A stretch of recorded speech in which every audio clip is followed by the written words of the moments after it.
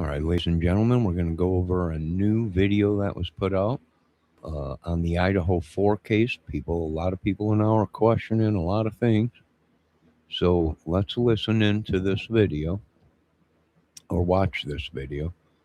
And, we'll stop it now and then and give our comments or our opinions on it or whatever. But a lot of people are starting to question a lot of stuff. And, I don't blame them. I don't blame. The new thing is now is two people being there doing it, but I don't know. Let's watch this video. I posted it in chat and my description.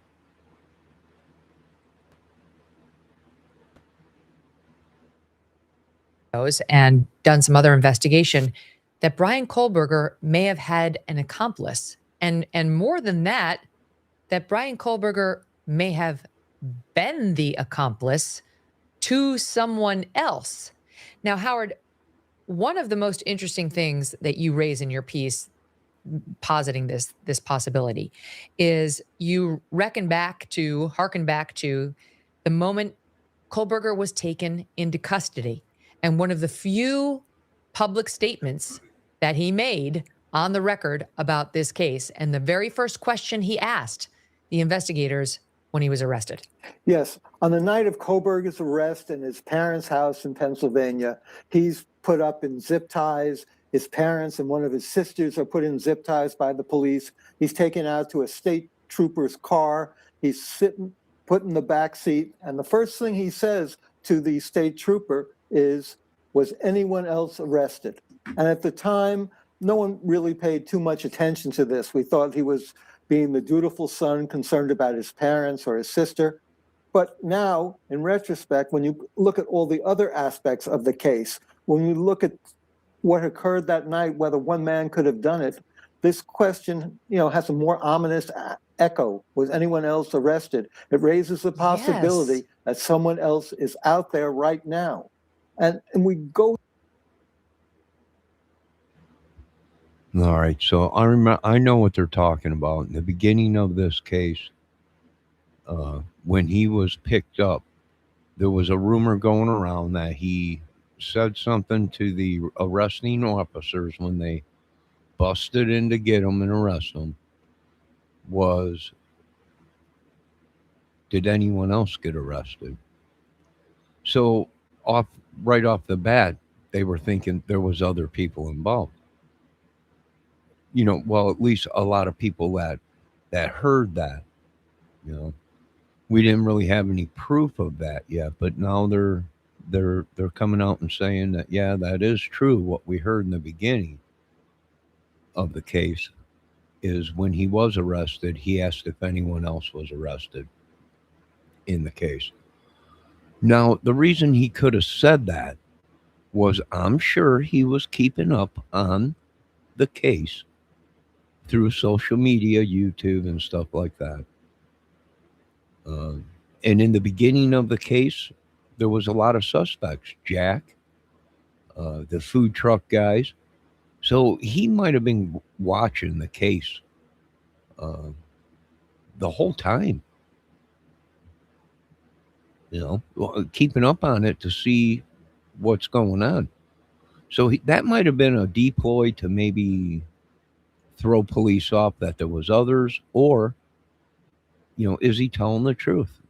There was someone else involved, but did they question that when they brought him in? Why are you saying or asking us if we arrested anybody else in this case other than you? But now we know that they zip tied his parents and his sister that was there, one of his sisters, and took them all out of the house. So, that's pretty weird. Did his parents know? Did he tell his parents? Something fishy's going on. I'm coming home or whatever. That's interesting. Yo, Miss Debbie Fox. All right, let's watch a little bit more of this. Can you hear okay, Debbie? How you feeling?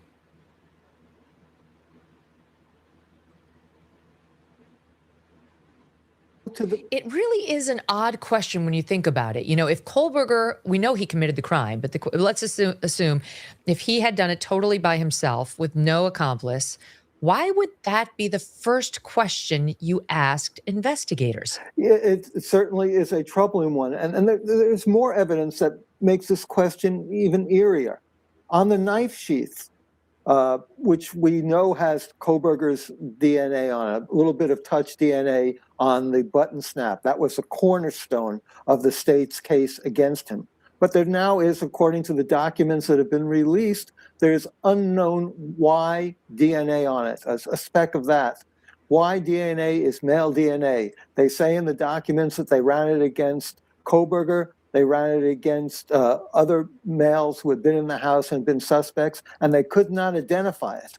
What they didn't... Wait, on the knife sheath? Yes, on the knife sheath, this bit of DNA. What they didn't do is compare this little speck. Maybe it's too small. I don't know why they didn't do this, but they didn't compare it to the blood samples they had found previously, which they never investigated, on the handrail and on a glove outside. Sometimes you don't ask questions because you don't want to know the answers. When I was, talking to people in law enforcement about this theory, many people didn't want to talk, but one person who's very knowledgeable about the case wound up telling me, said, look, this case is all wrapped up. We wanted it to go away, and now it's going away, and we're not going to poke into it anymore. But there's a lot of things that we don't know and will never know. The question is, do the Idaho state taxpayers, do the public, do the families want to leave those questions hanging out there?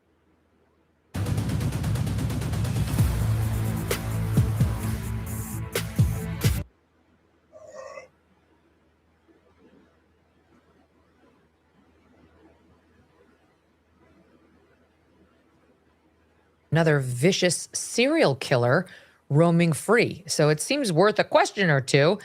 That we have now come to understand, per People magazine, that the defense had hired a forensic criminologist named Dr. Brent Tarvey, who was going to testify for the defense if this case had gone to trial. And this guy, now obviously he's hired by the defense to try to get Bryan Kohberger off the hook. So we take it with a serious grain of salt, but he is raising in this draft testimony that People got its hands on some similar questions. And here are a few of them as outlined by the magazine. They say that he argued that one killer could not have contained, for example, both Ethan Chapin and his girlfriend, Xana Kernodle, or render the two different types of lethal force used on Kaylee Gonsalves, because we know the killer killed Kaylee and Madison first, we believe, on the third floor, and Kaylee fought for her life, and Kaylee had a broken nose and many injuries about the face, which we were told were defensive wounds, as she definitely tried to fight him. And it was Kaylee's injuries that led the authorities at the presser after the plea to say, we believed he used a weapon other than a knife. And people were like, what? He said, like, there's two weapons. That was the first we heard. And then he kind of hedged a little, saying, we can't say for sure. Maybe, there was speculation. Was it the butt of the knife? But it seemed to be some sort of blunt forced object to beat Kaylee. Forgive me. These are disturbing details, Howard. I mean, these are questions that are raised and that they didn't follow up on. And then I find that, from the moment they tore down the murder house, they wanted this case just to disappear. So many people involved in the case have just wanted to move on. The original police chief couldn't wait to quit his job and move on. The original judge couldn't wait to retire. They tear down, again, the murder house, as I said, and then they're able, just over a course of a single weekend, after 3 years nearly of legal wrangling, to just settle things without demanding an allocution, without trying to say, we want the answers. They say, well, Kohberger would never tell us the truth. Well, either he will tell you where the murder weapon is, or he won't. It's pretty cut and dry to ask that question and get a clear answer. He will be able to tell you how he knew the young women involved, or he didn't. Why they did this. Well, yeah, a lot of people are questioning that. I agree with these people on that. Debbie, you're trying to chill. That's not fair. It's like forgetting about them if you don't talk about them. Yeah. Well, I'm kind of shocked they tore the house down. Because if you look at a lot of murders that happened, high profile murders, those houses are still standing. You know, so them tearing down the house, I don't know. Uh, but like I said, there's a lot of homes where bad things happened and they didn't tear them houses down. Now, I always thought they saved the house just in case years down the road something new comes along in the case and you find out, oh, well, someone left this here, or the murder weapon was all along on the property but it was hidden, or this happened in the house and it couldn't have because the house didn't have this or whatever, but they tore it down right away. So that was kind of weird. And I wanted to point out to a lot of people, right before the murders, Kaylee called Jack, and Jack never answered his phone. He never called her back, but yet when the roommate called Jack, he answered the phone. So I found that kind of weird. Plus, Kaylee's car, her new car was there, but Jack said she didn't have her new car. So that was crazy. And who would have been able to get there the fastest and walk out of there? Who would have been able to walk in and walk out? The boyfriend, because he lived like 4 houses down or whatever, right? You could see her house from his house. So that was always a thing that he was a suspect. Uh, and I could have swore there was a white car parked at Jack's place, similar to what we seen with Kohlberger's when the police was at Jack's telling them to keep it down because all him and his buddies were out there drinking. So I don't know, you know, did they know Kohlberger? Did Kohlberger know them? Did Kohlberger know any of them girls? I don't know. Pretty crazy. Let's continue to listen. Let's see what Debbie Fox said. Hey, new car was parked there. Yeah, her new Range Rover was parked there. But yet Jack said she had a rental. Did Jack know as much as he thought he knew? Or was she withholding something? Or were they, having troubles or whatever? But right before not minutes before the murders occurred, or before she went to bed or whatever, she called Jack, but Jack never called back or never answered or whatever.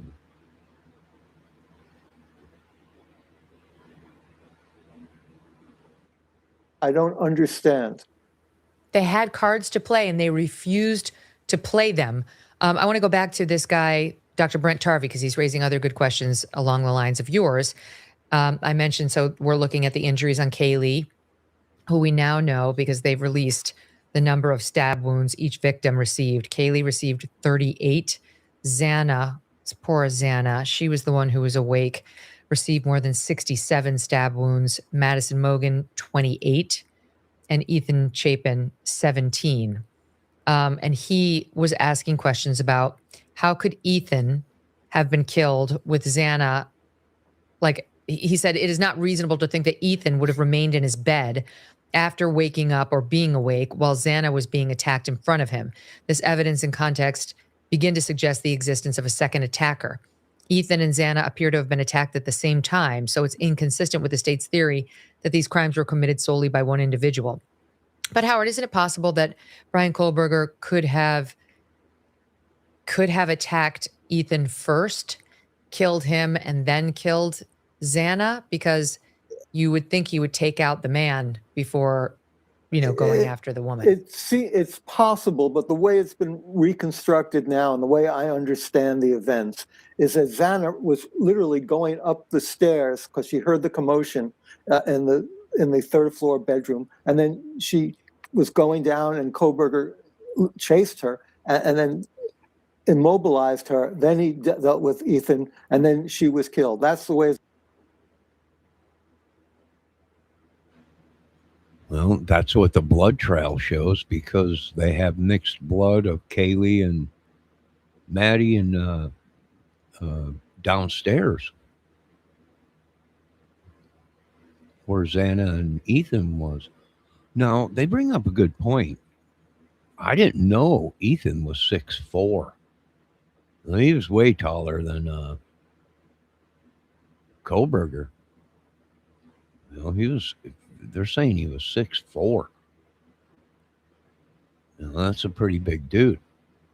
I mean, he don't look like it in his photos and stuff, but I don't even know if that's true. But now, how would this go down?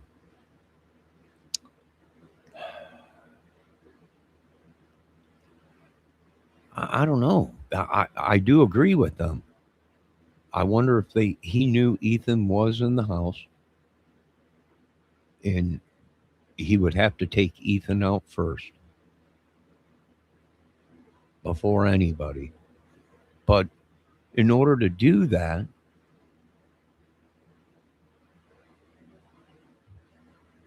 did he come in when Xana went to go get the food from the DoorDash, and he snuck in, kills Ethan? She comes in with the food, puts it on the counter, because we know there was curly fries on the microwave, right? So we know she must have got the food from the door. He's already killed Ethan that fast, right? Comes in, does the kill right to the neck first, couple stabs in the chest, and then cuts his legs up, and he's out of there. He goes upstairs, kills the two girls. Xana walks in with the food into the kitchen with the curly fries and everything. Here's commotion, goes up there to see what's going on. She sees Kohlberger. Kohlberger sees her, chases her back down to the room. She screams, someone's in the house. She goes into the bedroom, and I don't know if it's dark. Ethan was sleeping. Maybe she was just, the only light on in the house was the kitchen. And she realizes Ethan's dead. And Kohlberger's there already on top of her. Maybe, but then there would be trails of Ethan's blood possibly going to the girls' upstairs room. I don't know. Did he know that Ethan was there that night? He must have knew somebody was there. I mean, there's extra vehicles there that shouldn't be there. Ethan's Jeep, Kaylee's new vehicle. There's a couple cars parked there. So, or did he not know any of these people? And he went in there out of the blue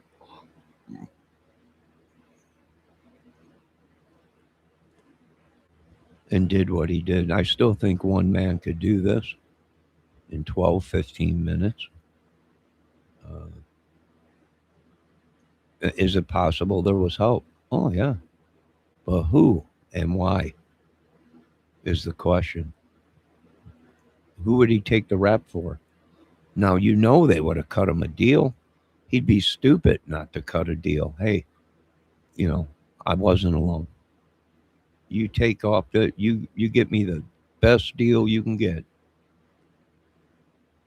And I'll let you know exactly what happened. Or why would he just take the blame? I mean, you don't take the blame like that unless it's for someone you're in love with or a family member. I don't know. You gonna do the rest of your life for your buddy? If you were just a guy driving the car, you know, you didn't go into the house. You were just sitting there. You were the driver. At that point, you could say, I have no idea what's going on. I picked my buddy up and he wanted me to drive him there. He said he'd be right back. Hey, Miss ATS News. Great live. Debbie Fox said she had already moved out, but came to visit with her new car. But what's funny is all of her stuff is in her bedroom. The dog's there, the dog cage is there, Debbie. All of her stuff, all of her clothes is still in her bedroom. A lot of people are saying she didn't move out. That was a bunch of bull crap. She didn't move out yet. And she took a job somewhere else, but she wasn't scheduled to leave or something yet. And all of her stuff was still there and she was still living there or whatever. I might be wrong, but all of her stuff was there. The dog cage was in her bedroom.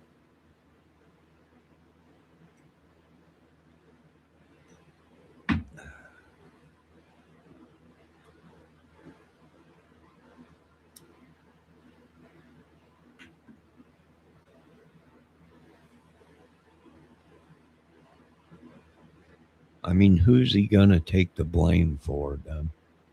If he didn't do the murders, why did he confess? And if he, let's just say he was a driver and that's it, why would he take the blame?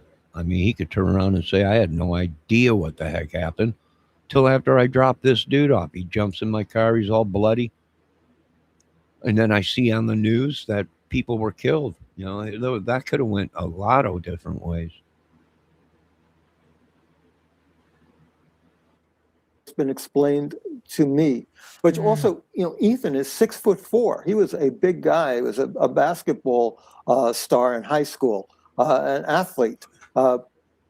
It's sort of hard to believe. Also, the house was dark. There are two different floors. There's a long staircase. It takes time to move around. How all this could happen, and by one person, I just don't see it. You know, just could have been wearing a headlamp. I don't know. He wasn't seen. With the witness who saw him, the roommate Dylan who saw him, did not say he had a headlamp on. However, she said she had some device, like maybe a vacuum cleaner. She said at one point. But let's go back to these two surviving.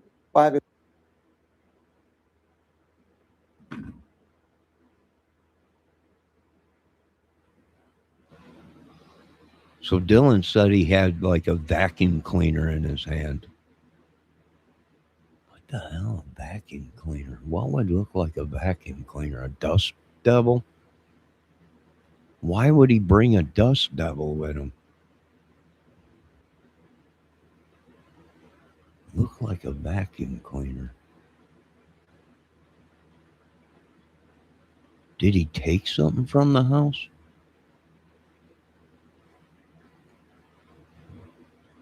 That's kind of weird. You know, maybe she mistaken a knife. But they're saying it was dark in the house, and I imagine it was. If Ethan was sleeping, you know, it's possible the bedroom was dark.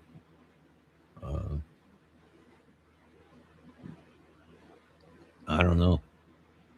I imagine the girls' bedrooms were dark and everything.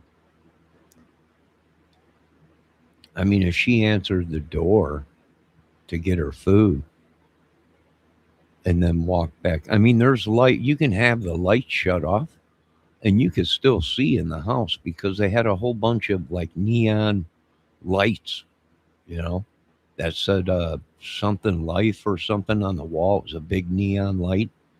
So if them were on, then he would be able to see. It wouldn't be pitch dark. You know, they had all them lights hanging from the ceilings and stuff. They probably shut the lights off, but them lights maybe stayed on. So he had just enough lighting to know where people were and where he had to go or whatever. I never thought of that in the photos. You look in the photos and there's lights on in the rooms.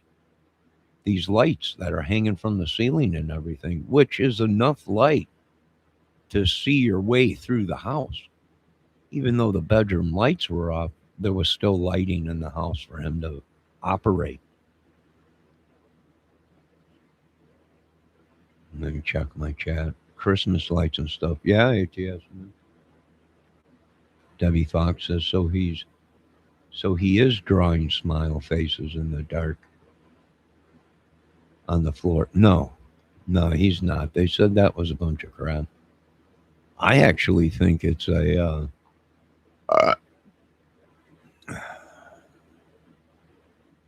I think it's booties. That's why there's no. It looks like cloth. You know, a lot of people are saying, "Well, what is this?" It looks like hair or strands in the blood, and it's like blotched. And maybe that's one of them booties. You know, that he probably had access to put over his boots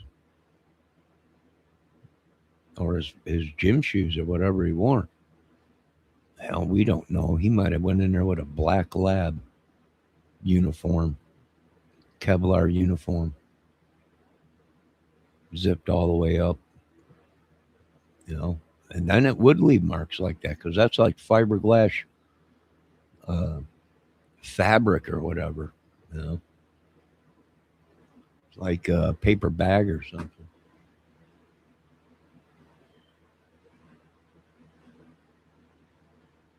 Yeah, how did he know Bethany and Dylan wouldn't see? Is what Debbie is saying, and call the cops. That's true. I mean, how? I don't know. You know, I think it went down the way they're saying. He went in there, did this. He only spent 12 or 15 minutes the most in the house, and is it possible to do something like that if he was stealthy and, you know, no one's seen him until he was on his way out of there? Yeah. You know, one guy, yeah. I'm not saying there wasn't anybody else because there could have been someone else. And Ethan was 6'4", this dude's saying. He was a healthy basketball player. But yet he was found in the bed. That's interesting. Now, if Ethan got out of bed and fell to the ground or whatever, and then or fell back because his legs were cut or whatever, you know, maybe a hamstring. You know, if he cut the back of a hamstring or something real bad, maybe Ethan couldn't get up, and you know, I don't know. If he had to put Ethan back in bed, then I imagine he probably would be tired. 6'4" dude. I mean, that's taller than Kohlberger. Kohlberger's only like 6 foot, 6'1".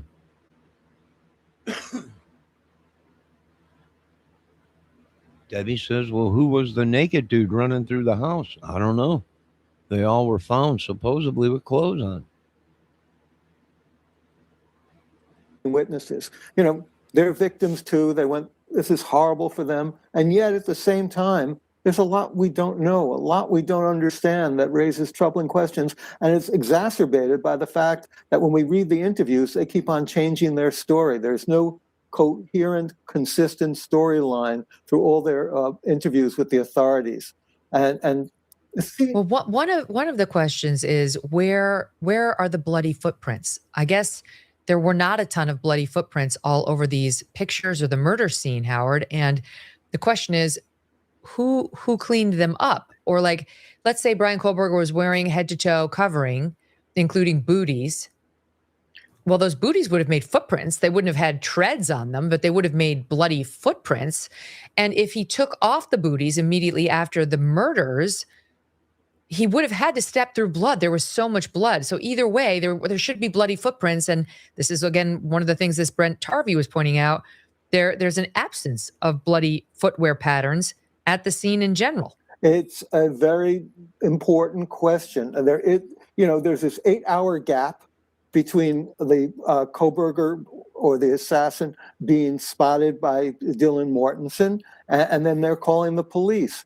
The house during that period looks very much as if it were cleaned up. The blood, the footprints, is not there. If you look at the picture of the knife sheath on the bed, it looks like it's been arranged. Did the police do that?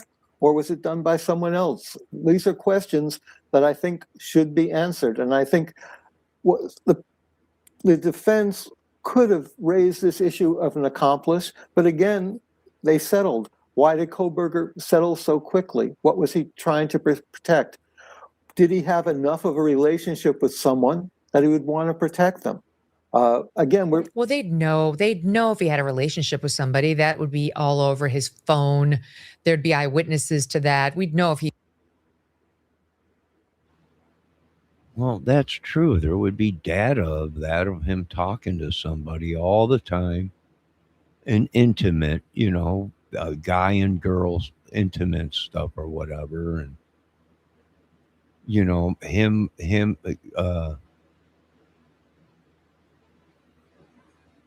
talking with a woman.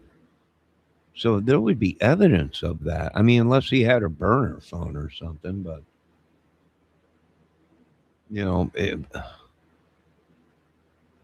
what are you saying? A woman was there?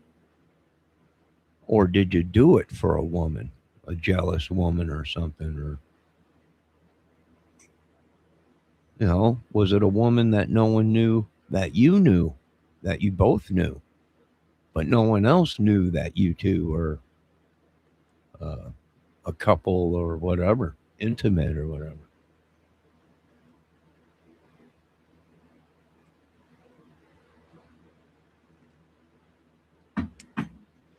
Yeah, well, they're really looking at it, and it might have been cleaned up somewhat. But who? It wasn't Koberger. He didn't have enough time to clean up. His car, if he was in that white car comes there a certain time, parks. That's all on camera. He gets out. Or whatever. That car ain't seen again for 12, 15 minutes. Leaving that area. There's only one way out of that area. One way in and one way out. So if it wasn't him, then the killer was there the whole time, the whole 8 hours?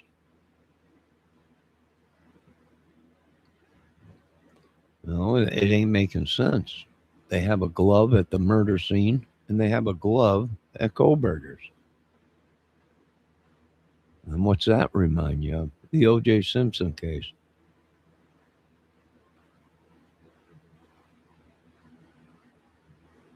If he were dating somebody or communicating with somebody. We do know he was sort of dating with someone.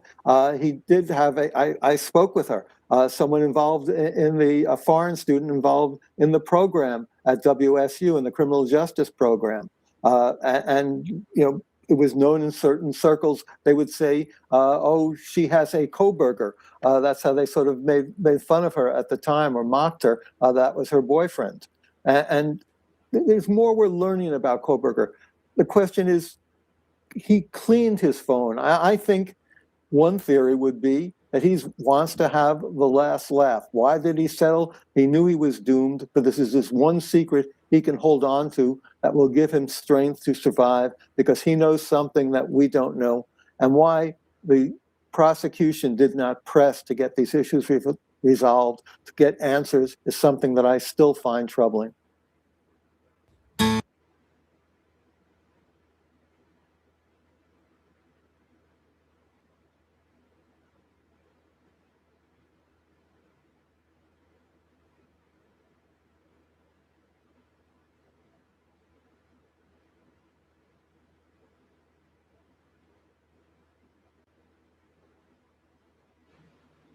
All right, so he was dating somebody, right? From what they're thinking or whatever. She also was in the crime world of a foreign student or something like that. Well, that's pretty interesting. Debbie Fox says, Yep, told you that yesterday. He is in a control he won't ever give up. Well, he will when shit gets real hard for him in prison. He'll talk. He'll want to be transferred somewhere real nice and protective. And like this guy's saying, he knows more than what he's saying. And eventually, when shit gets real tough in prison, he'll make them deals. Eventually, he'll talk.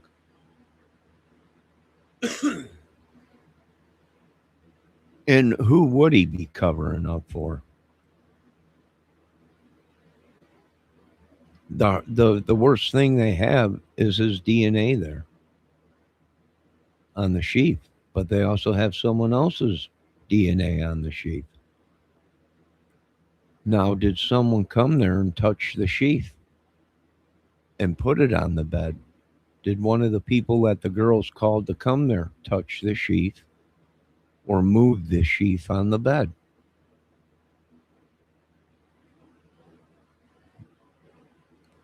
The bottom line is they have him buying a sheath, that sheath, they have his DNA on it,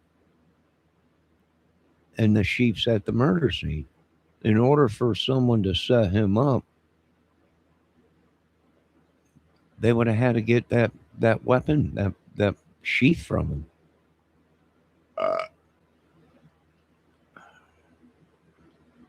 Now, I don't know if that was transferred DNA on that sheath or really his DNA. And they didn't test the glove. They got a glove at the crime scene, outside of the crime scene, and they got a glove at Kohlberger's. Both black gloves.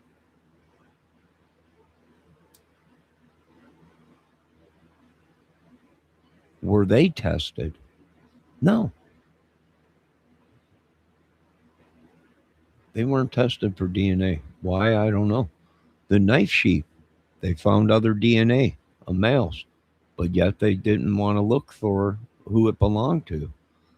Right? They didn't test it enough or something. They said they found a Y chromosome, but that's as far as it went. That there was another DNA on it, other than Kohlberger's. But you don't know if that was someone that touched it or someone that set him up or whatever. I don't know. But why would he plead guilty so fast?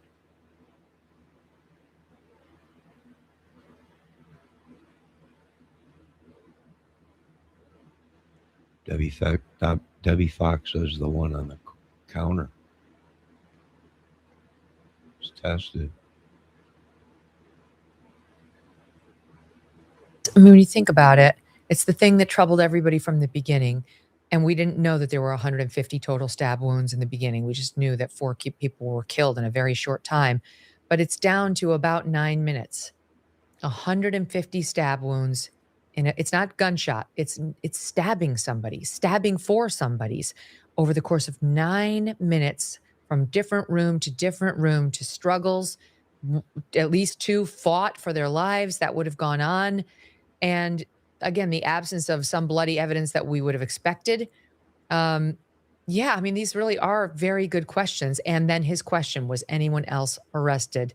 But we're never going to know, right? Unless he gives an interview to that criminologist, Dr. Catherine Rumler from his undergrad program. Right, or he writes a book, or he talks everything to up. his sister decides to write a book, which is perhaps happening, or maybe something will come out. I don't think conspiracies can be buried forever, but we're still looking into other old conspiracies that have lingered for generations. So I'm going to poke around a bit more into it. I'm getting some leads to follow. Maybe they're dead ends, but I think it's important to raise these hypotheses. I mean, the search for truth is a search for greater theories, and I'm looking at new theories.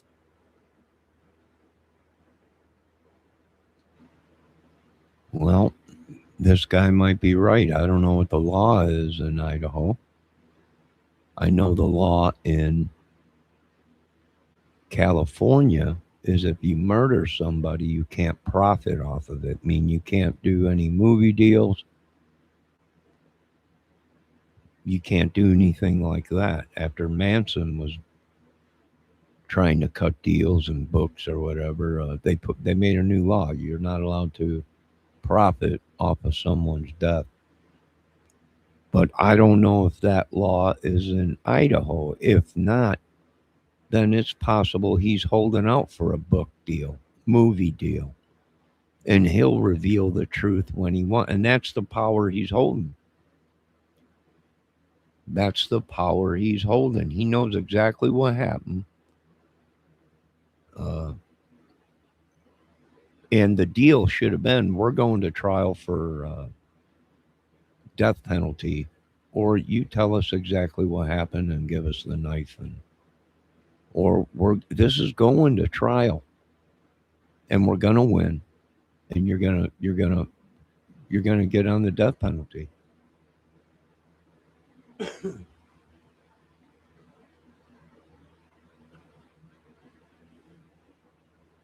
Well, see, Debbie, I don't know. Maybe his sister will write. He'll talk to his sister, and his sister will reveal the whole thing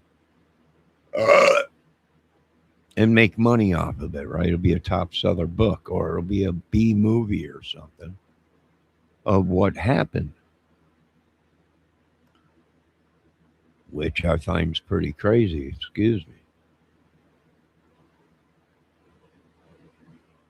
Very important. Correction, Catherine Ramsland. Catherine Rumler is the general counsel, or was she's high up at Goldman Sachs now, but she used to be a Jeffrey Epstein advisor, which she doesn't want us to talk about now. But you were, madam. You're all over the documents. And I saw you. I heard you myself on audio tapes advising him. So deal with that. Okay.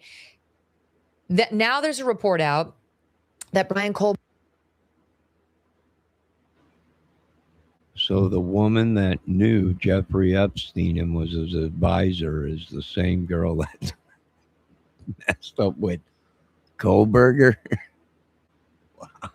This is getting even more crazier. Kohlberger may be getting transferred. The prison's denying it, but there are some sources saying, trust us, it's true, from this Idaho prison where he's been sentenced because he's been so utterly difficult, Howard. He complains regularly about the food, about his treatment from the other prisoners. They try to keep him up all night. They threaten him with sexual assault. I mean, I think it's called being a prisoner. But he's so annoying to the prison staff that they reportedly want to get rid of him and ship him off to anybody who will take him. Again, the prison on the record is denying that that's happening, but Fox News had, it was Daily Mail, an interview with a source who went on the record saying, it's true, trust me, I'd bet millions of dollars on it. Or was it Fox? Yeah, it was Fox, a guy named McDonough, who says he has solid information from a prison insider and that the move could take place in about a month. I'd put $2 million on it, he told Fox News Digital. So what do you make of that report? Do you believe it? I certainly don't know anything about the credibility of that specific report. I do know a bit about Kohlberger's personality and character. All his time at Washington State University was time of constant complaining.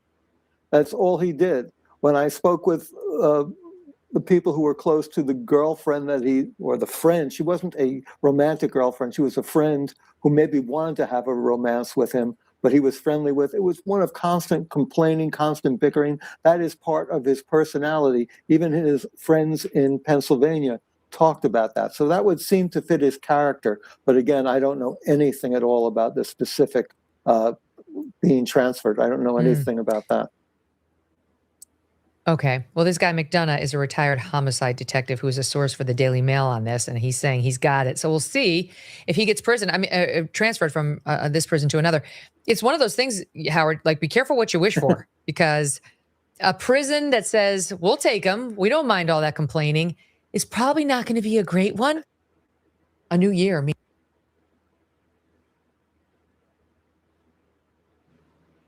All right. So he's trying to get transferred out of there, and the jail is saying, no, it's not true.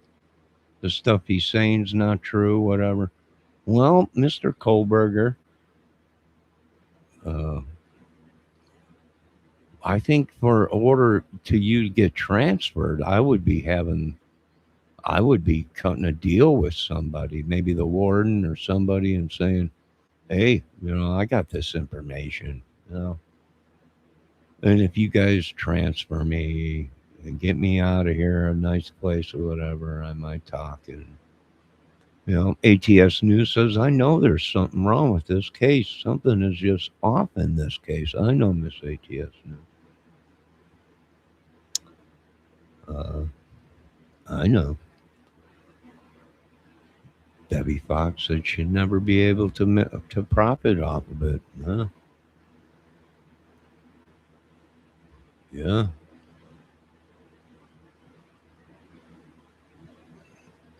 So who? The question is who and why?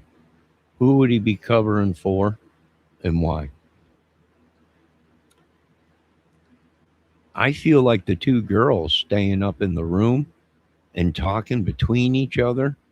I think I seen somebody all dressed in black and all this and that. Was that really them scared, or was it them coming up with a story? They messed up. They knew that something was bad was going on and didn't call. Now I know I'm not trying to put the blame on them, but they're grown adults. They know dang well they should have called the police. Uh, you're that scared, you're locking your doors and calling everybody, all your friends and stuff, texting people you're scared and whatever. You call the police. If it's a false alarm, it's a false alarm. Better to be safe than sorry.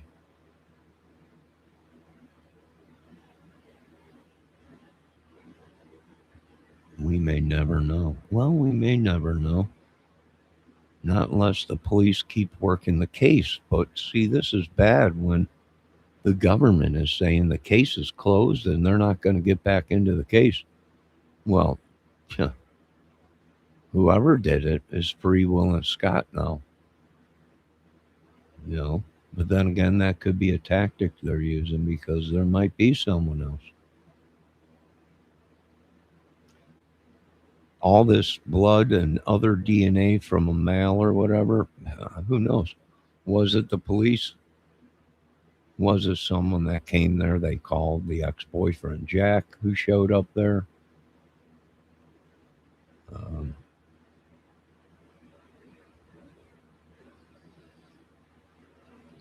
and why didn't he answer the phone? She called him right before the murders. Kaylee did. He never answered.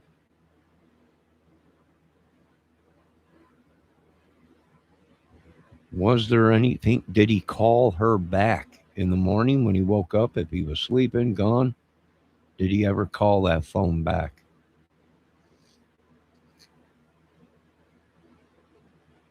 Debbie says he took a plea. It is closed. No, not unless somebody reopens it or a private investigator starts digging into it. You can't stop a private investigator from digging into the case. You can't stop the citizens from investigating it. They can close it, but that don't mean it don't. People ain't still working it.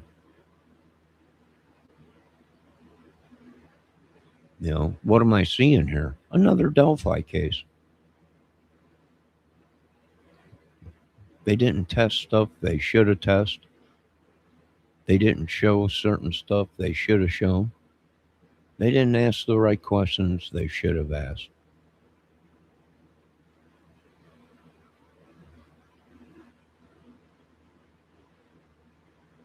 He can't be tried again. No.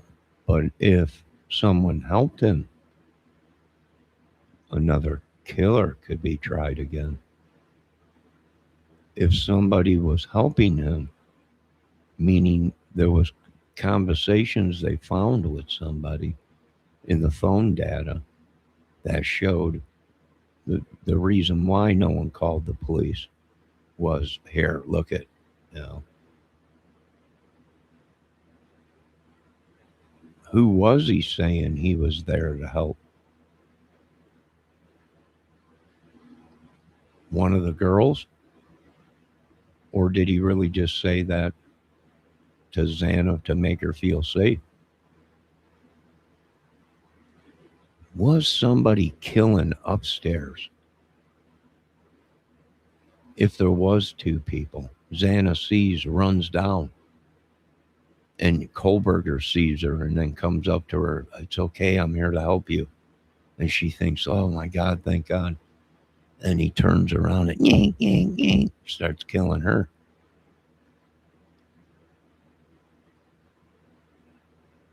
Very interesting.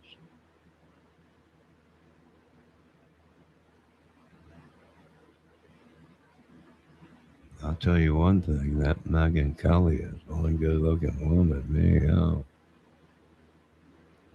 But that's for a whole nother video for another day. But Debbie, what are you thinking? I know he can't be tried. Miss Debbie Fox says he can't be tried again. It's done with for him, yeah. But what if we find something else that someone was helping him? You know, when he did get arrested, he did say, now they're saying that's true. First thing out of his mouth, he asked if anyone else was arrested.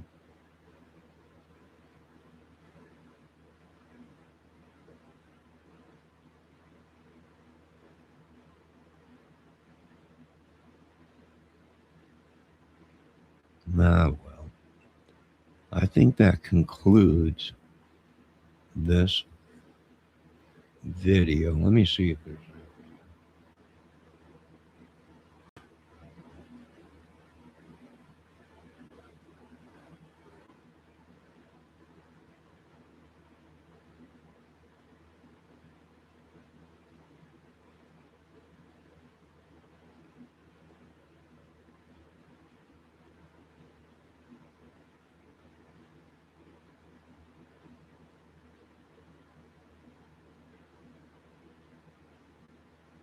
Texas is feeling unlucky. Now tax to new TurboTax stores. Defendant entered the residence, went to the third floor, and with a knife, killed Madison Bogan and Caitlin Gonzalez. He encountered Xana, and he ended up killing her also with a large knife. Ethan Chapin, Xana's boyfriend, was asleep in their bedroom, in her bedroom, and the defendant killed him as well. Trending in true crime this morning, new questions about whether Brian Kohlberger is potentially going to be moved to a new prison. A while back, this reportedly leaked video of Kohlberger behind bars, showing him there. There have been some questions about its authenticity, but Kohlberger has been complaining about jail life, apparently, ever since he was thrown in prison for killing 4 University of Idaho students. Some of his gripes apparently include a lack of vegan food options, the quality of the bananas, and harassment from fellow inmates. He's currently being housed at the Idaho Maximum Security Institution in Kuna, Idaho, in solitary confinement. Prison officials say he is not being moved. In a statement, a spokesperson said the Idaho Department of Correction is not aware of the source of this information and is not considering a move for Brian Kohlberger. But a law enforcement source says it is true that Brian Kohlberger is being moved, and that source is joining us live this morning right here on Opening Statements. Former homicide detective, friend of the show, Chris McDonough. Chris, good to see you. All right, what are you hearing, and what's your... Oh, Debbie, it's Chris McDonough. If he's on this case, I would suggest Kohlberger just turn himself in. I mean, is this the one who avoided trial? Why is the question? Yeah, he voted. He pleaded guilty and didn't. Why? Why would you do something like that? if you're totally innocent, why would you not take it to trial?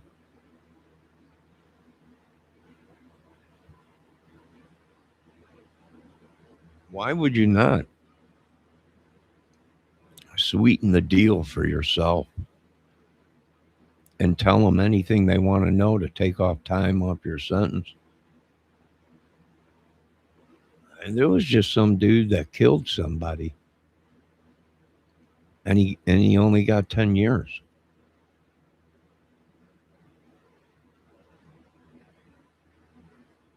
You know,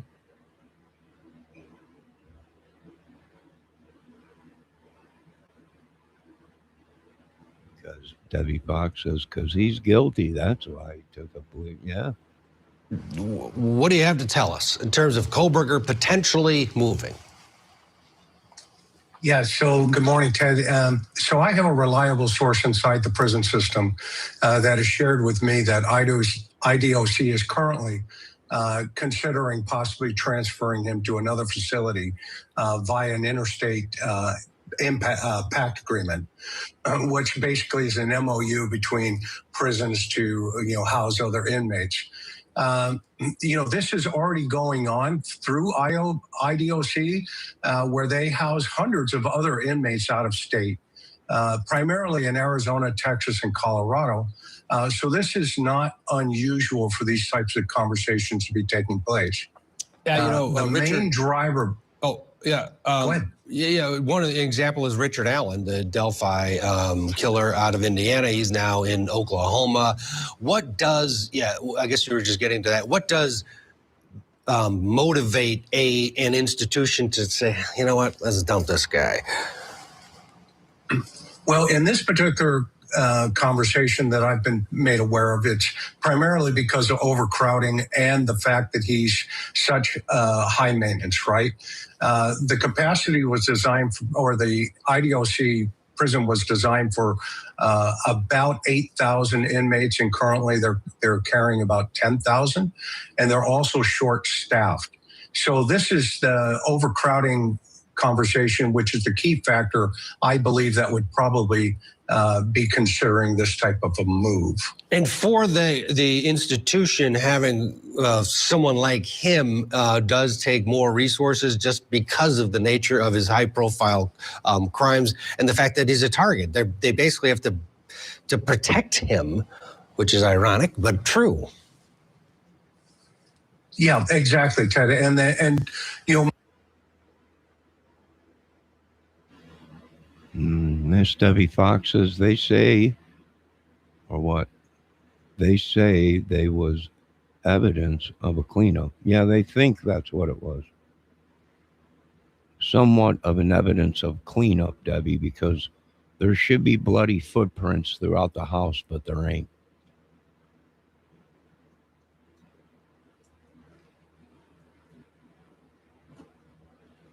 So they're saying evidence of someone cleaning up.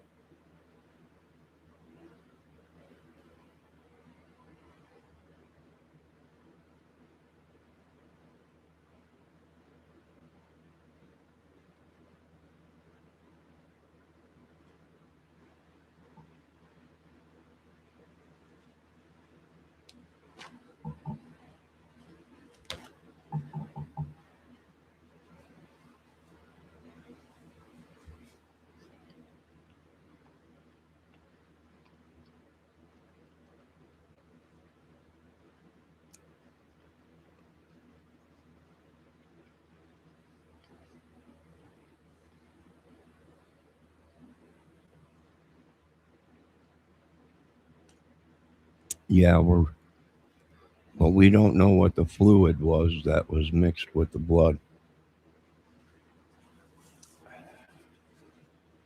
Because they never tested it. They had all this blood, they had all this stuff. But once Kohlberger agreed to the plea deal, they didn't have to follow through with the rest of the testing and everything.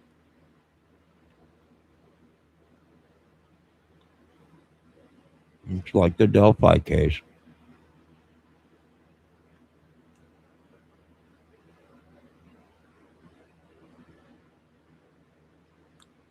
No, not in 9. They're saying the murders occurred within 9 to 12, 15 minutes.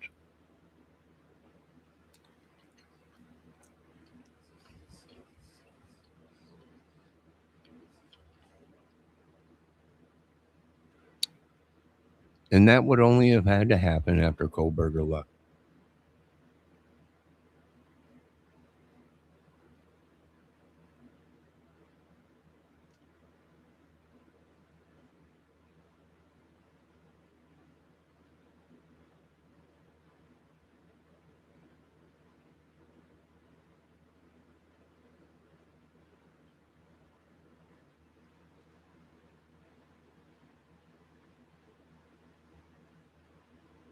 My source indicates that, they're aggressively pursuing this. However, ultimately, it is up to the facility, and they also have to get another facility to agree to accept him based on what you just said. He is such a high-risk inmate. Do they put him, from one problem to the next in another facility? Let's bring in criminal defense attorney David Gelman to join our discussion. David, good morning to you. This is a guy that is a target, and there's no doubt about it that a prisoner in any of these states that he might end up in is waiting because he's the worst of the worst. How does that factor into all this? And what's your take on the reporting from Chris here that they want him out of Idaho? I believe Chris. I mean, I'm sure they want him out of Idaho. Did Kohlberger think that he was going to the Ritz-Carlton or the Four Seasons or something like that? No, he's going to it. He's going to a penitentiary for the rest of his life. He knew that. But this is kind of par for the course, it sounds like, for him. He's a very high-maintenance individual. Oh, he doesn't like the bananas that he's being served. I'm so sorry. Your vegan diet isn't vegan enough. There are these things with Kohlberger that it doesn't matter what facility you're in. If you're in Idaho, if you're in Texas, if you're in Kansas, it doesn't matter. There's going to be the same things. But I understand where Chris is coming from. There's an overcrowding issue in prisons, not just in Idaho, but it's throughout. I still think he was telling one of the girls that are alive, that were left alive. I think he was telling one of them girls, don't worry, I'm here to help you. Maybe they were having trouble in that house. Maybe Katie or Maddie and Kaylee didn't even know it. Maybe all these people knew each other, and Katie or Kaylee and Madison didn't even know that they knew each other. Maybe Kohlberger was just the kill guy, and his job was over and he got out of there. Now, whatever these people did, if they cleaned up anything. Now, is it shocking to me that Kohlberger didn't have any blood on his feet, or there ain't no blood tracks leaving out of the front room all the way into out the door and everything? Yeah, that's kind of weird. Even if he had booties on, you would still see footprints. You just wouldn't be able to tell what kind of shoes they were.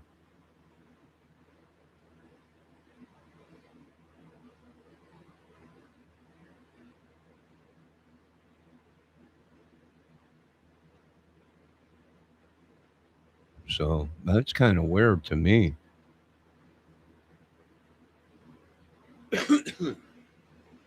All right, let's keep going with this. Excuse me. The country, as we're well aware, we need more prisons in this country. And it's probably best that he does go to another prison for, number one, for his safety, but also because of the overcrowdedness, they need to have individuals that are able to watch him 24/7. And to be able to have an individual to do that, they can't have the overcrowding population. So it probably would be a good idea to ship him somewhere else. Chris, are these private prisons that are the ones that are saying we'll take him, or why in Colorado, Texas, and these states do they seem to be the dumping grounds, Oklahoma, for difficult inmates? What's the motivation for them to say, oh, we'll take them? Well, I don't know if these particular prisons are private. There are many private prisons, of course, in the system as a whole.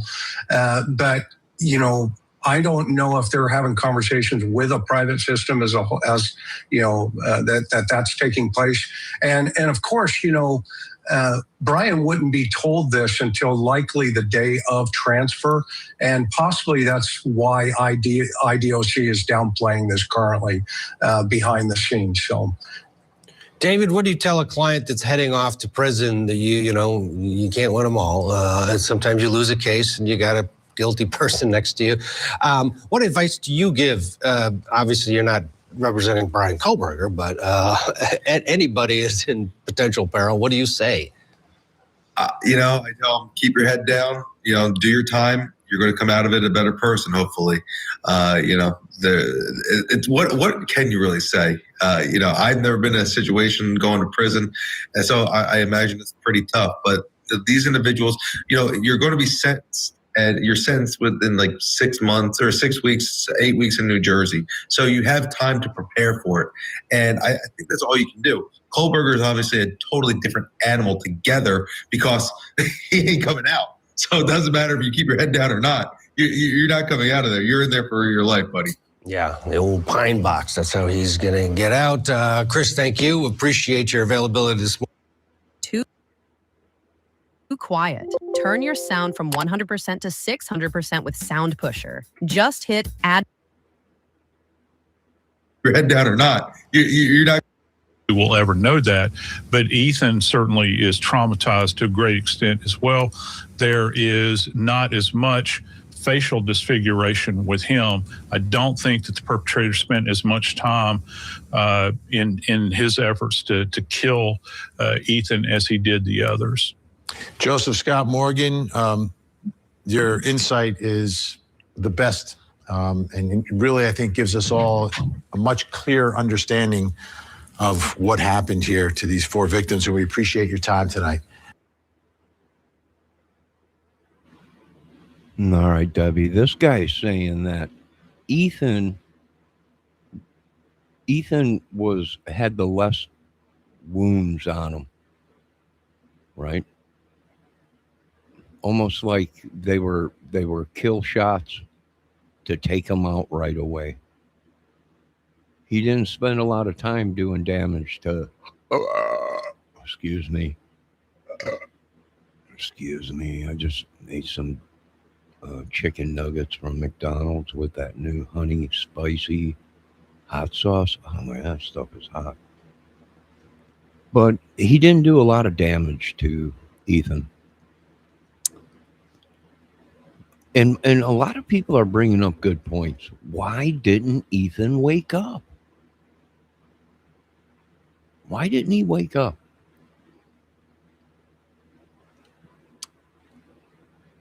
How did he not wake up? People are questioning that. Hearing Xana scream or get attacked or whatever. He had to have been dead first. Now, I don't know how he got in there, whether it was through the back door, front door, window. A lot of people are forgetting that there was a ladder leaned up on the side of the house, getting onto the roof, that led right into Xana and Ethan's room. Now, is it possible he's seen an opportunity? Was he working with somebody? I don't know. And Xana goes to get her food from the food guy that showed up there right before the murders, and he makes entry into the bedroom of Xana's room while she's downstairs getting the food, and then she goes to the kitchen and stuff. And he kills Ethan and goes upstairs before Xana comes upstairs with her food. And he's killing the 2 girls upstairs. And that's when Xana hears the arguing or whatever and goes upstairs. And he follows her back, and she thinks Ethan's gonna wake up, maybe screaming his name, run into the room, whatever. But Ethan's already dead. I mean, it's like a horror story.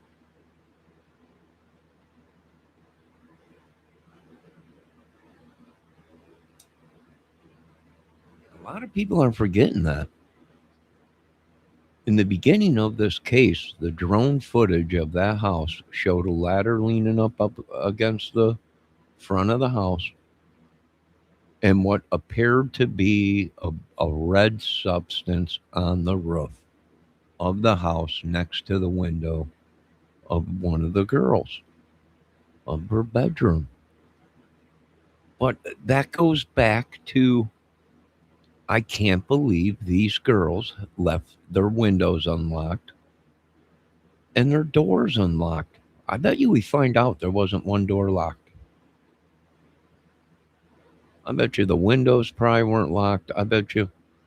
And what's funny is you can hear one of these people saying in court, or the one girl, you know, nothing ever happens in Moscow.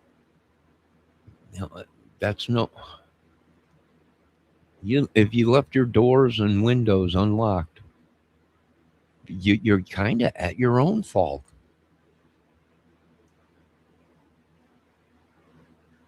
It's kind of crazy.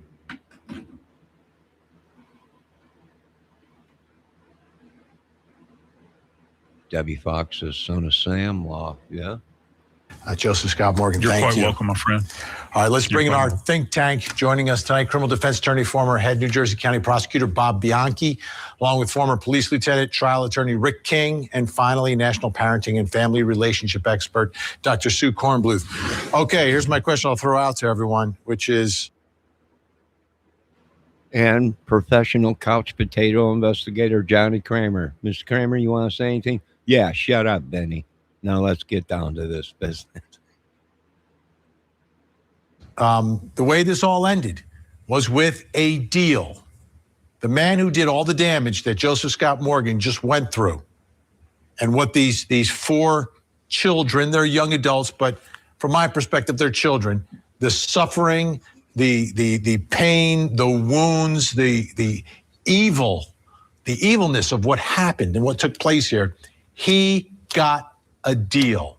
And this isn't a debate of the death penalty. Idaho has it. It's on the books. Bob, why don't you start us off? Well, Vinny, as a guy who's actually done death penalty litigation, and I'm not a fan of the death penalty, but I've been there. And one of the reasons I'm against the death penalty is because of the chaotic way in which it's administered and not administered. Random decisions by prosecutors to pursue it or not. Yet, when it was the law in the state of New Jersey, it's no longer. I understood that I took an oath that I had to follow the law, not Bob Bianchi's opinion, but what the law says. Now, as you indicated, this state has a death penalty, and this is exactly the reason I'm against it. If not the Kohlberger case, then what case? How is it fair to be putting people on the death penalty for far less egregious murder cases? This is literally sadistic murder, multiple victims, a very solid case in the guilt phase. No doubt in my mind, a conviction in the penalty phase. If the death penalty has a picture of what case it is, it's the Kohlberger case. So not only did the prosecution cave in giving it away, Vinny, I think you know me well enough to know, even if I felt I was going to lose, I'd rather fight the battle and lose rather than to give it away. You're going to have to take it from me. But they weren't going to lose. And the second and last point that I've got to make with regard to this is the prosecutor offers this deal without requiring the defendant to debrief fully and truthfully the reasons, what fors, wherefores, how come, and motive. He lets the families now have to just kind of figure it out and kind of see this stuff happening over and over again, not really understanding why. I almost think it's like excuse me, but like some sort of emotional breakdown happened with the decision maker on this case, because there is no legal explanation in all the years I've done it. If there was a case that I would pursue for the death penalty, and I'm not a fan of it, it's this one. I agree. I thought it was a slap in the face when the guy came out and said, well, we cut a deal, and there was people questioning that guy, and they said, well, why didn't you check into this? Why didn't you look into this? Why didn't you test that and this? Who else DNA was there? And the guy said, the guy that cut the deal said, we had his confession, he did it, and we thought that was enough. We don't care why or who or whatever. He said that on camera. He said, we had the conviction. We didn't need to find out anything more.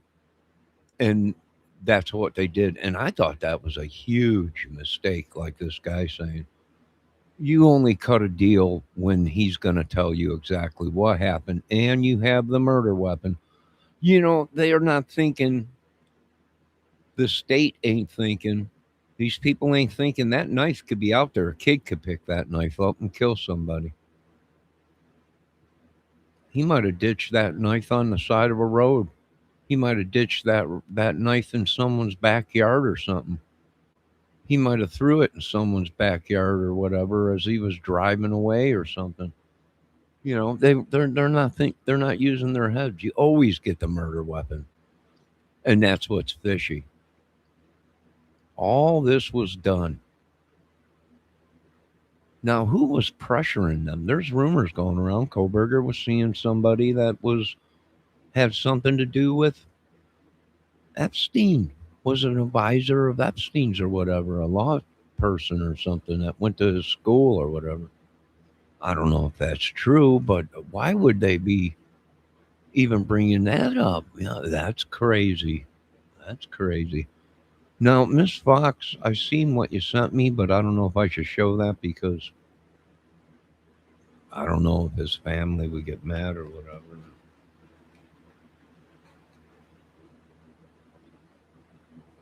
Who's he covering up for? Are you telling me a woman did this? Him and his sister?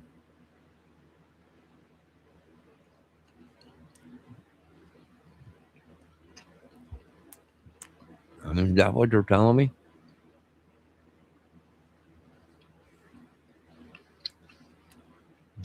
How come there wasn't two people hurt?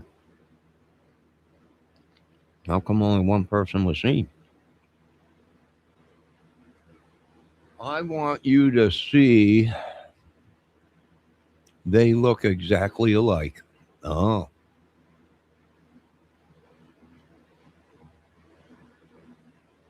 But don't you think that the girls would have realized that it was a woman's voice and not Kohlberger's?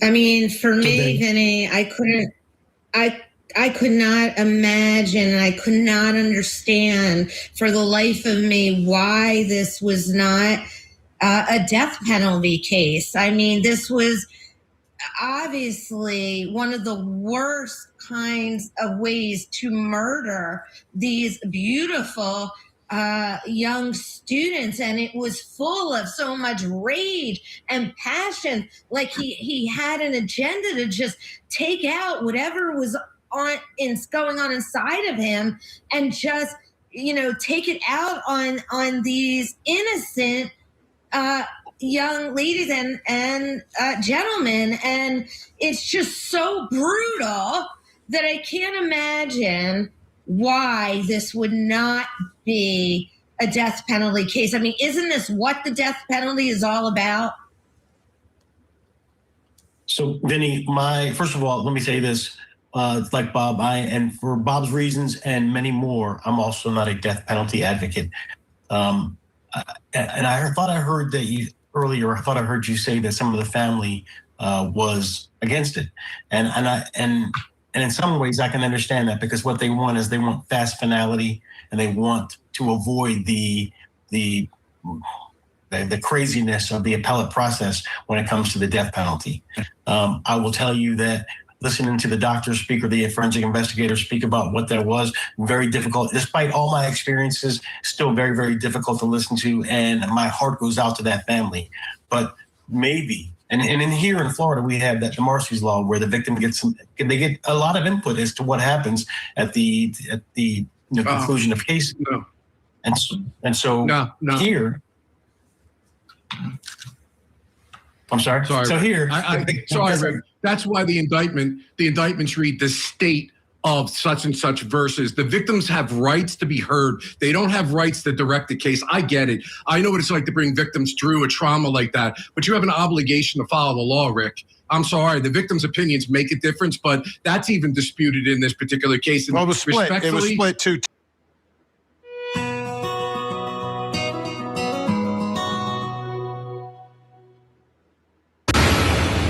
He is a hollow vessel, something less than human. A body without empathy, without remorse.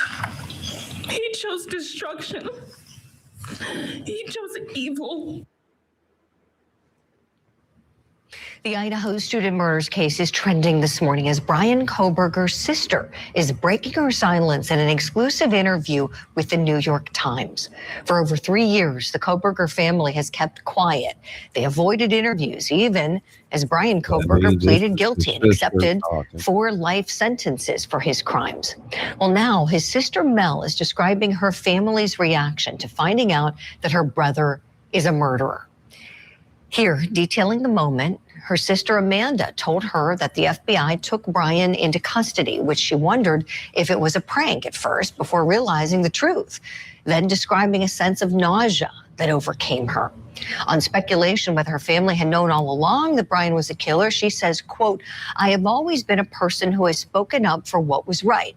If I ever had a reason to believe my brother did anything wrong, I would have turned him in." This morning, we're asking, did the Kohberger family know that Bryan was a killer? Let's bring in criminology expert, author, and professor at St. Thomas University, Dr. Debbie Goodman. Happy New Year, my friend. Good to see you. Oh, this case, I know it has broken your heart since it happened. These families still grieving, and now they get to hear something from the Kohberger family. And this sister, Mel, who's speaking out. Dr. Debbie, I know you read the article over and over again. What are your thoughts hearing her speak about this and speak about what she says was not knowing, being stunned, and feeling victimized by many in the true crime community? Yes, good morning, Julie. Thank you and Happy New Year. I believe the sister Julie. I think that the siblings did not know, and here's why. Because Bryan Kohberger is a psychopathic killer. And again, what does that mean? What are those traits, those qualities, those characteristics? He's manipulative, he's deceptive, he's a pathological liar. So I'm sure the sisters thought that, yes, their brother is odd, he displays bizarre conduct. But Julie, when we, look at the history of these serial killers and the impact on family, the first person that came to mind in this context is BTK, Dennis Rader, bind, torture, kill, convicted of 10 murders. But when his daughter, Kerry Rawson, was interviewed, she was absolutely blindsided, Julie. She described her father as being very devoted, a doting, loving father. And then we go to Gary Ridgway. Gary Ridgway, the Green River killer. His son Matthew said that his father, who was convicted of 49 murders, never missed a thing, never missed any school activity. Well, they said the same thing about the ice pick killer, Richard Bransky or whatever his name was, Bransky, or a guy that was a hitman for the mob, who became a serial killer.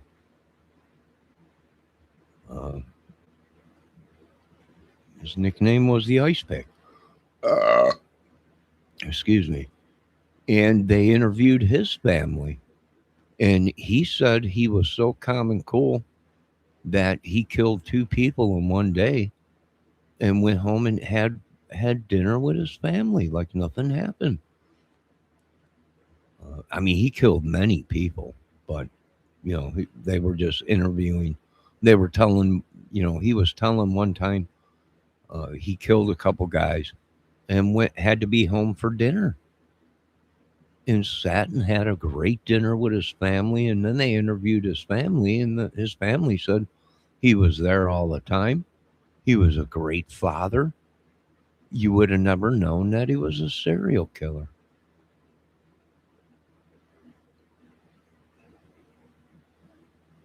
So, yeah, Kohlberger, yeah, I would say so, probably.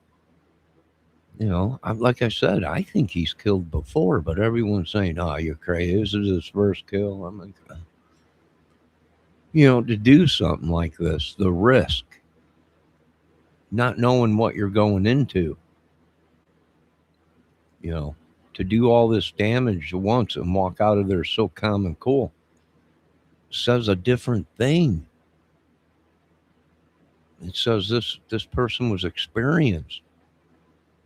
He might have been making, at the end here of this, he might have been making mistakes. If he would have got away with this, oh my God, his head would have been as big as a hot air balloon. But I think he's killed before, and he just started getting sloppy. He just started thinking he was too good. They'll never catch him. He was right underneath their nose. They're never going to catch me. I'm going to school on how to find out how to get away with killing people. So yeah, I think he would have. They're lucky they got him. I do think that in some way these families were, not aware of the depths and destruction of this individual. So I don't think the sisters knew. Now, is it possible that the parents knew? I think that's more of a possibility, that within the 6-week window that he left Idaho going home to Pennsylvania from November until his arrest, December 30th, is it possible mom and dad knew? I think that's a greater possibility. Dr. Debbie, great insight. Digging into this lady on panel talking, I agree with her. And I imagine they did know something was up. I imagine once he started walking around the house and had gloves on all day, and they're seeing on the news somebody was just killed, 4 people there, I imagine somebody within their family started picking up some kind of thing. 6 weeks went by. I thought it was 2 weeks or 3 weeks, but 6 weeks went by. Now people are saying, well, there was no evidence. He had over a month and 2 weeks to clean his car.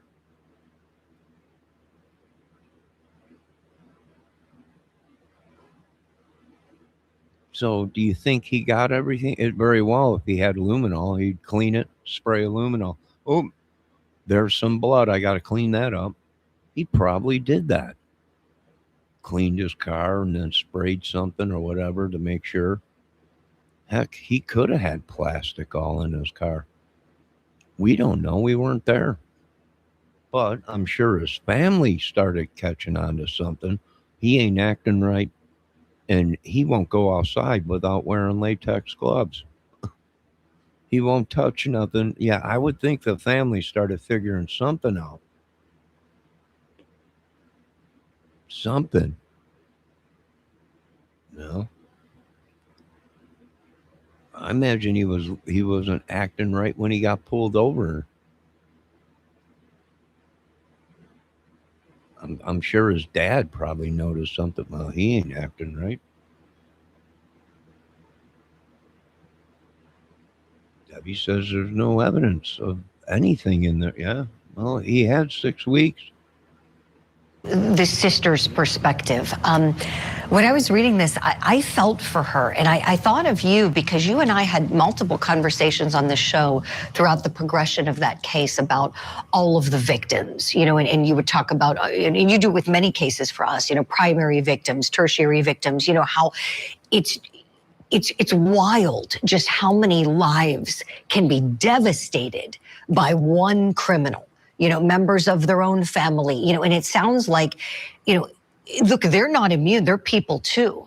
She didn't do this. She had nothing to do with this, but yet being abused, by people online and in the public sphere must have been really tough. Would you speak to that, please, in the true crime community and perhaps the need for more sensitivity for everyone? Right. You're 100% right, Julie. So here's what we know about murder. People take sides, and usually the sides are very emotional, and we'll just talk about two. It's love versus hate. Who do we love? We will forever love the victims, Maddie, Kaylee, Ethan, Zaina, and why we didn't know them directly, but we have such compassion for them, for their families. It will always be so.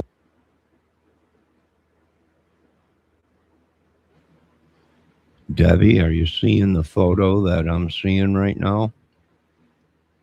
And that would be his other sister, or is that the sister that they were just talking about?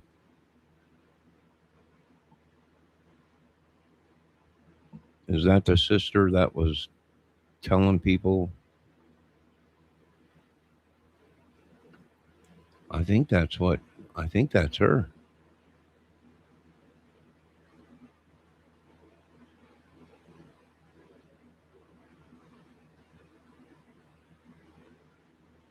That's the sister in the back that was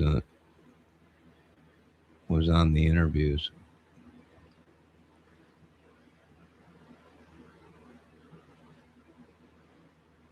Wow, she does kind of look like her.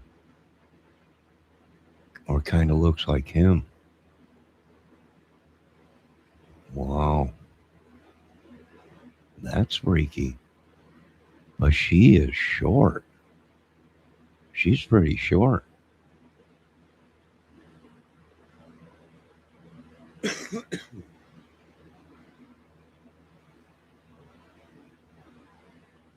Debbie Fox says that's the one that looks exactly like him. I know. I'm just saying it does look like him. But man, she is short.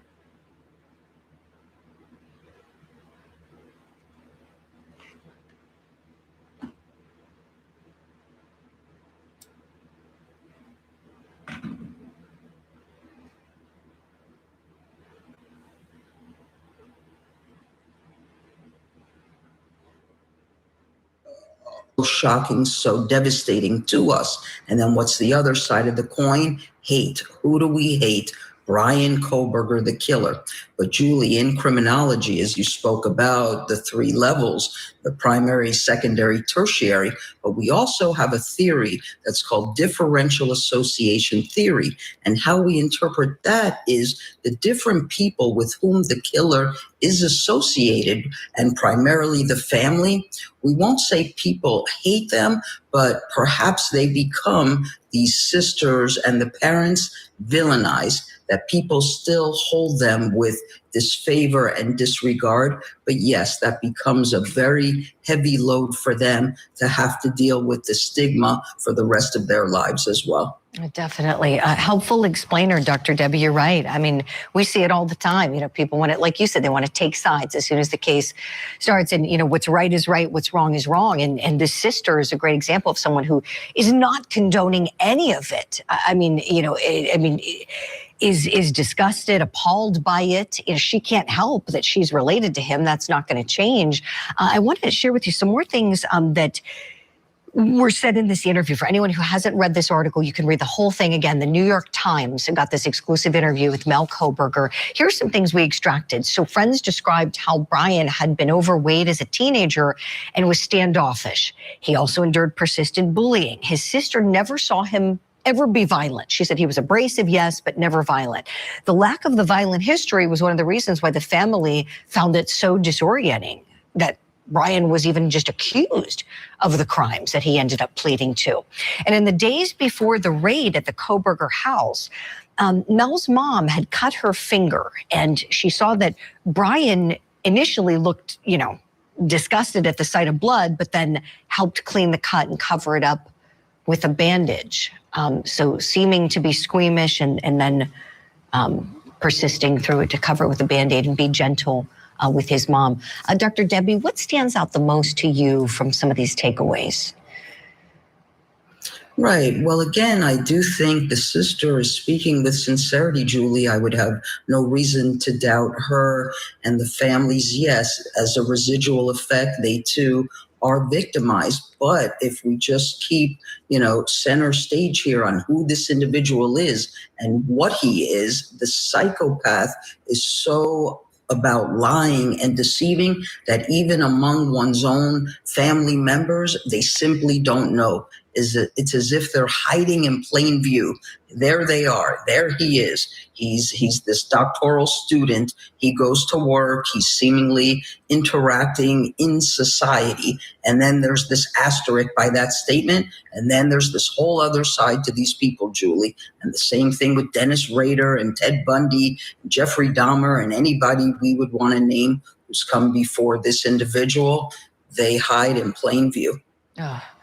Chilling and fascinating insight from you as always. Dr. Debbie Goodman, thank you kindly.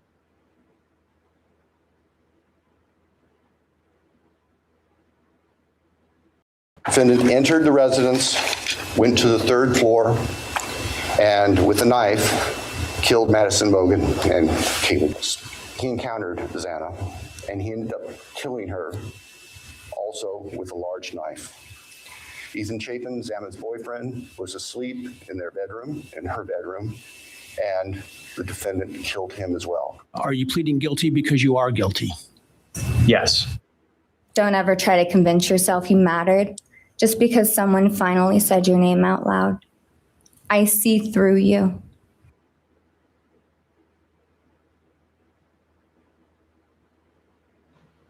All right, I think we've had enough of the Kohberger.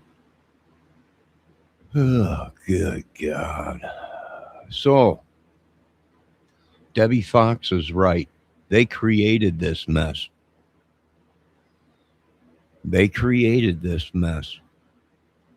That's right. The government created this mess by not giving closure, of not getting information. Even the families wanted to know how this happened, where the weapon was, and all this stuff. And I think they made a bad call by cutting a deal without having all that on the table first. Horrible. Just horrible. And I think you guys should start looking at FBI, Homeland, and all that into possible other murders in that area, in every place this guy went. If he was in that town and there was dead bodies, you better check it out. These people, I understand they cut a deal, and they were thinking we didn't want to, we didn't want to know. We don't care. We have a confession, and that's enough. Is bull crap. The families wanted to know, and the citizens wanted to know of how he got away with this. But that's okay. I'm sure they'll start connecting dots, and he might not be able to be tried again on the Idaho 4 case, but there might be something else he did. Let me see. Debbie Fox says they said both are very tall. I don't know. She looked real short, Debbie. The one sister that we were looking at just now, she looked real short. Because there was that little lady behind her, and then you had them two tall people that were beside them. So she looked pretty short.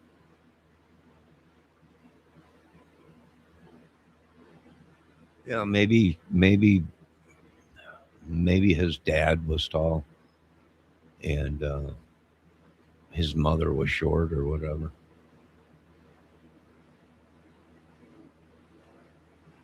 He got the tall gene, but his sister got the short gene.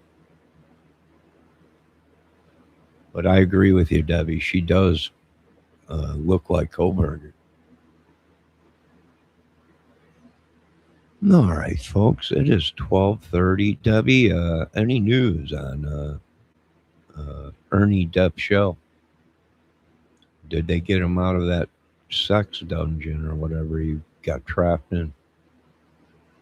Debbie says the one sister in front of the taller than the one in the back that was at 5'7". No, you meant the one all the way in the back with the blonde hair behind the two. Debbie said no, they never got him out of the sex dungeon. Poor Mr. Joe. You know, we might have to send someone to get him.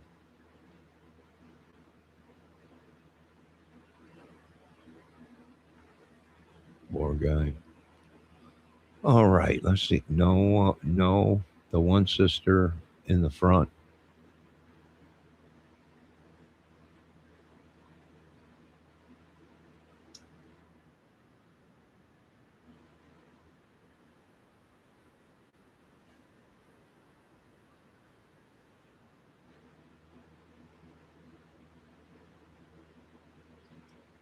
The one with the black hair and the glasses.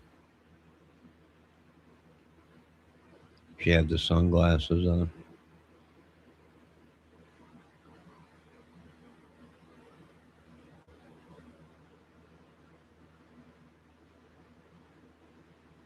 All right. Well, we're going to end this thing because it is 12:30 at night, and I've had enough of the Kohlberger for one day. A lot of questions unanswered. Was it one person? Was it two people? Was it many in a conspiracy or a hate crime or something? We don't know. We don't know. Is Brian Kohlberger innocent? Well, it don't look like it because an innocent man don't plead guilty. And everyone, well, he had to plead guilty. He didn't have to plead guilty. He didn't have to do anything. He could have told everybody, screw you. I'm not doing this time for you idiots.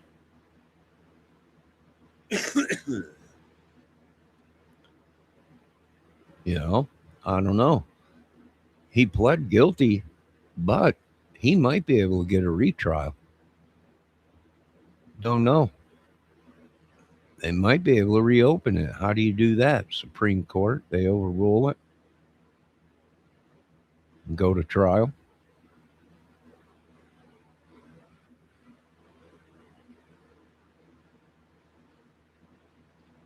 All right, we are going to end this thing.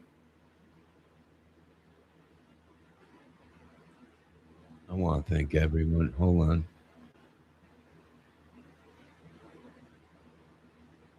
Hold on a minute, folks.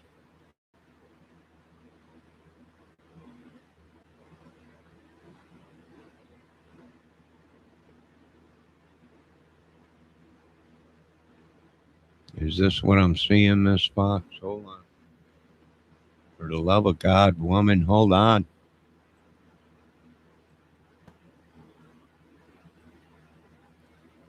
That's his sister, right? Debbie, is that a sister? It says Kohlberger. My God, missing girl found. Was his sister missing too? Oh, this is the movie she was in, huh? Was this the movie she was in?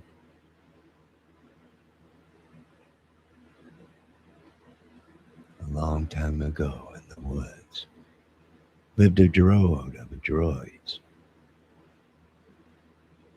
They were all lumberjacks. Till that one day when the lumberjack said he ain't lumbering no jacks no more. This is it, Deb. She made that movie. Yeah, she was a director, actress or something like that.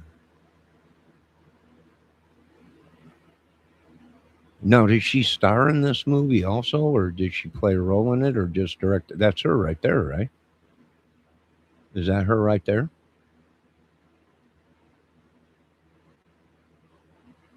And on that windy, dark night in the woods, no one knew, only Bigfoot.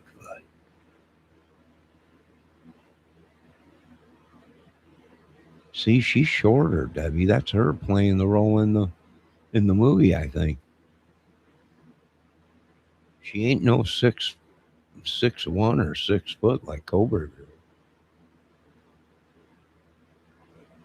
Look at her. You can see him in her face. I know it's breaking. Right now I'm looking at her, but I'm trying to think, what a sexy woman. But I keep seeing Koberger. Oh my God. Sweet Jesus, no. I mean, she is good looking for being a Kohlberger.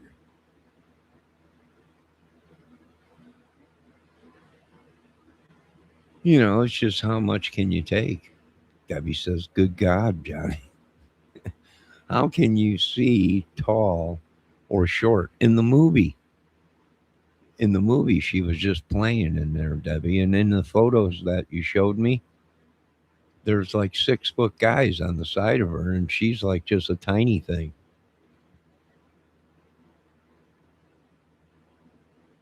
The eye, the Lord gave us eyes like a level, and also like other things, but and you could just see she's short, probably 5'7", 8 maybe.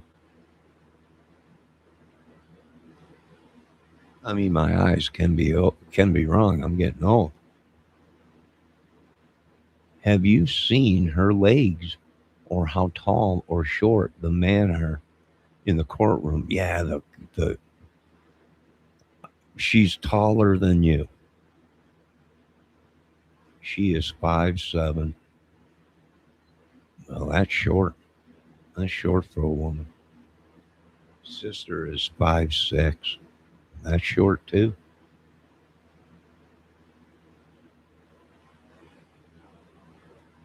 That's short too. Johnny O and the. I hope these people ain't making movies again underneath my name. Refuse them to bring back Johnny O's.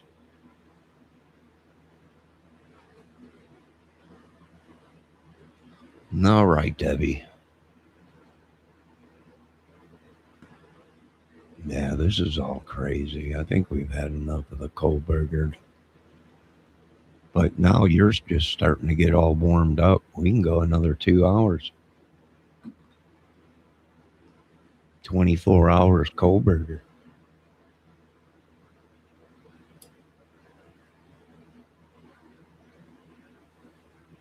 Yes, she is taller than you. You're just nothing but about a half pint.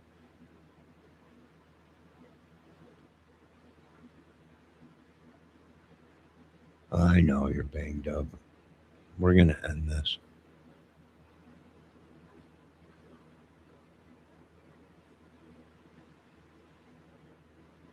We'll cancel the 24/7 Kohlberger video, Debbie. Debbie is hurt today. She's on the injured list. Maybe here when you get better, Debbie, we'll go to 24/7 Kohlberger case. 24-hour Kohlberger case. Gotta get ready for this polar vortex. Yeah, you guys are going to get some bad weather out there. We're going to have some cold, maybe a little bit of snow. Yes, Debbie, after you're done, we'll do a 24-hour Kohlberger case when you heal up. Yeah, you got that vortex going on out there. Crazy stuff going on out there. You probably won't, but it's better to prepare than not to prepare, Debbie. If you don't, we'll go 24/7 Kohlberger. We'll go so much Kohlberger, people will be Kohlbergered out. They'll be begging me, They'll give me a plaque just to stop running Kohlberger. Give me one of them YouTube silver plaques.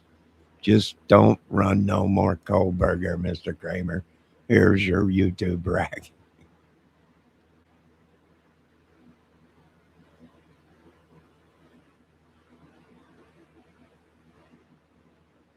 Well, it's better to be prepared than not, Deborah. No, I want to say God bless to everybody out there.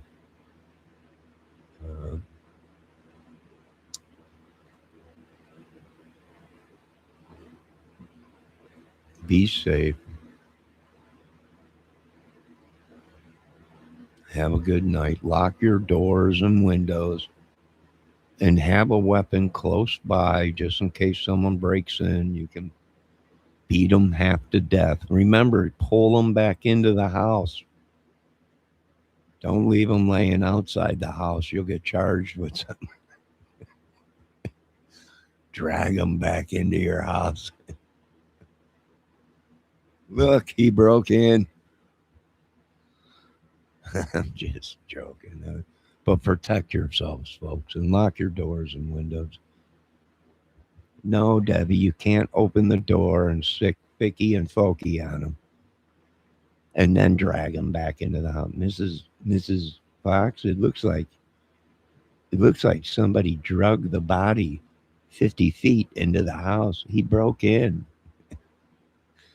Are you sure? It looks like the dogs drug him in the house. Well, there's nothing I could do about that. I mean, it's a doggy dog world. I can't. But lock your doors and your windows, folks. Don't be a victim. Don't give them an easy chance to walk in and take your kids or kill you. Lock your doors and windows. God bless America. If I don't make it, you know to start in this little town of LaGrange. Surrounding areas. What did we learn? Family, friends, business people that everything around here. If I don't make it. All right. God bless. We'll see you folks later. Debbie, you heal up so we can do a 24-hour Kohlberger. Fill me in if you get any more information. And you folks have a great night.